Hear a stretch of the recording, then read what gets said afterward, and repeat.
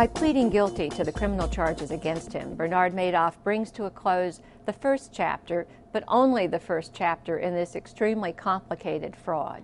The task now that lies ahead for prosecutors and investigators is to try to trace where the money went, and can any of it be gotten back. To try to track the money, they're going to be examining with forensic accounting tools all of the ins and outs of the various accounts that Madoff used. Richard Strasberg, for years, was a federal prosecutor in the Federal District in Manhattan, which is the district where the Madoff case is unfolding.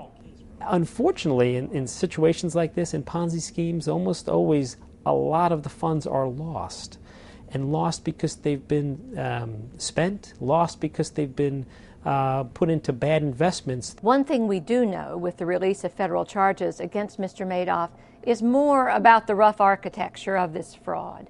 The federal prosecutors explained how Mr. Madoff recruited a staff of ill-trained and inexperienced clerks, directed them to create a flurry of customer statements and fraudulent records, and moved money around between banks in New York and London and Europe to give the illusion that there was some trading activity going on.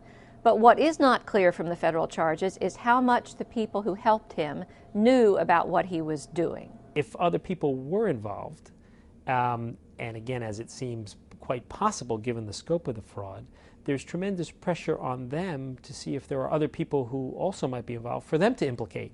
The most compelling question left unanswered by the federal charges against Mr. Madoff is whether or not any members of his family knew what he was doing or even helped him do it. With respect to the assets that have been reported to be held by his wife and perhaps assets held by other members of his family, the key there is going to be whether the government can trace back proceeds of the fraud to those assets. And if they're able to, even if they have to go far, far back, then the government is going to have a claim that those accounts should be taken from the family members and put back into the government coffers so they're available to victims. The court-appointed trustee liquidating Mr. Madoff's assets is trying to get some money out the door to his victims as soon as possible.